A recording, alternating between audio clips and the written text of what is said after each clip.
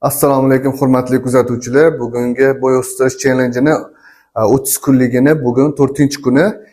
Kecha ko'rgan bo'lsanglar kerak, challenjimizni 3-kunida ukamizni bo'yi 1 santimetr o'sgan va vesi ham 600 gram o'sish rezultatiga erishganmiz. Xudo xolasa endi bugun 4-kuni boshladik.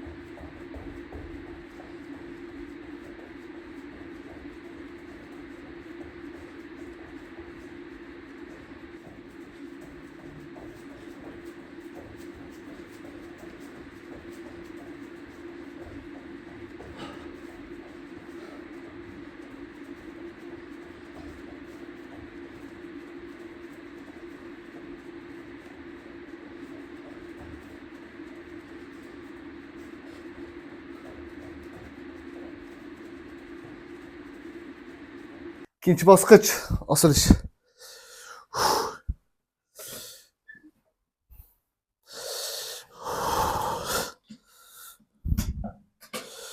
Ketdik.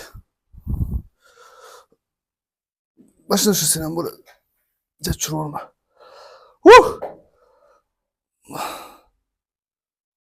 Ah.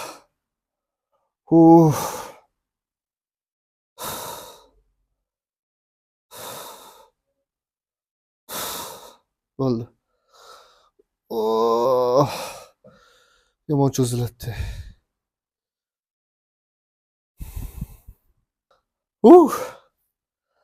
Qizarib ketdim.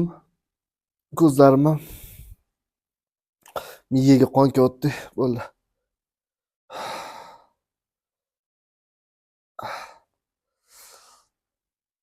Ketdik.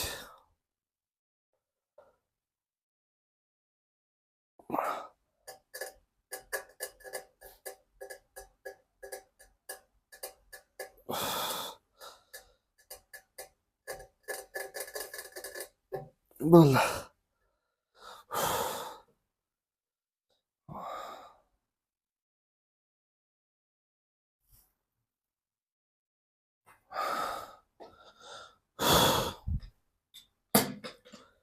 Ko'zimni qarang, ko'zimni qizarib ketgan. Chiqa qol. Ushladingmi?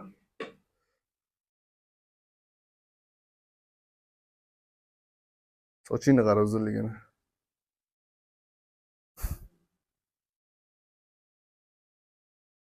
Bir.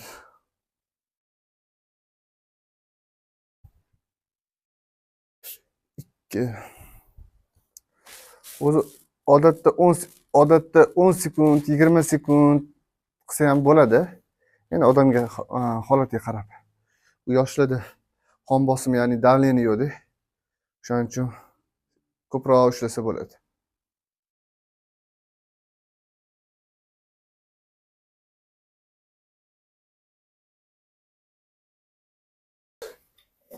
Chur. Ikkinchi bosqich ham yakunlandi. Endi uchinchi bosqichga o'tamiz. Ketdik, bo'shashmaymiz. Aziz kuzatuvchilar, biza video sal qisqaroq bo'lishi uchun tayyor qoldik. Endi tayyorni cho'lasizmi?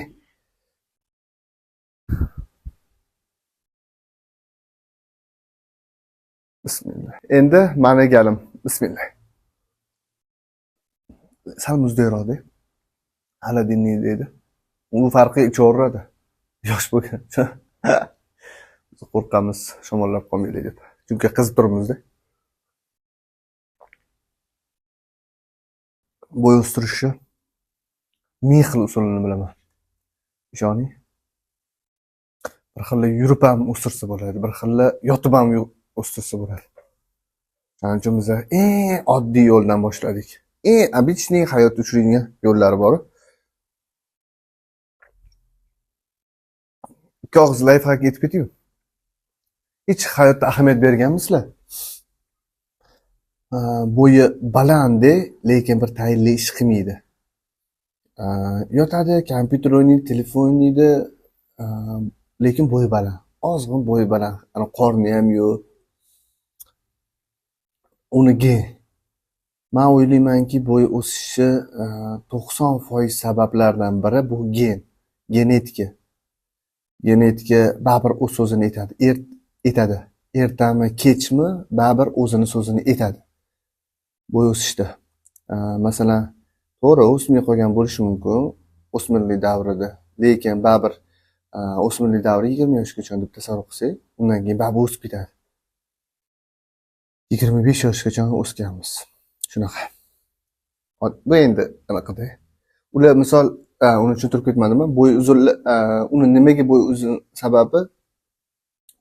Chunki asosiy sababi gen, uni uydilari geni tana ortiqcha harakat qilmaydi va u yeydi, o'tiradi, yotadi.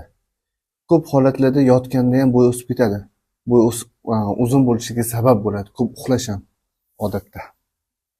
Gen va ko'p uxlash bo'y o'stirishiga asosiy sabablardan biri. Endi bo'y tarozida o'lchaymiz va bo'y o'lchaymiz. Qanaqa rezultat bo'pti ekan. Ketdik. Bo'shashmaymiz.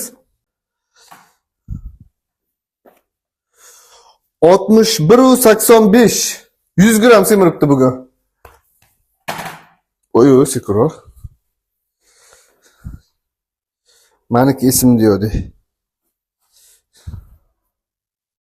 72.95. 73 midim? Yomon o'zgaruraman xarakterga qarab o'zgaradi. Ketdik, endi bo'y o'lchaymiz. Qochur. Bir xil. Endi azizgina balandroq-ku. Bu millimetrli raznik aniq qilmaydi. Bizga santimetrga. Bizga faqat santimetr kerak.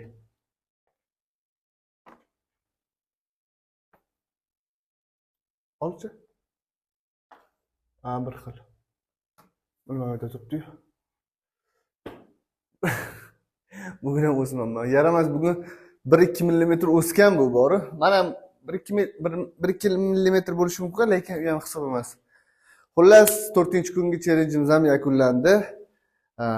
Xudo xolasa yaxshi rezultatlar qilamiz. Sizlar qo'llab-quvvatlab tursanglar. O'zi meni prognozim 1 oylik challenjda menga 1 santimetr o'ssam ham yetadi.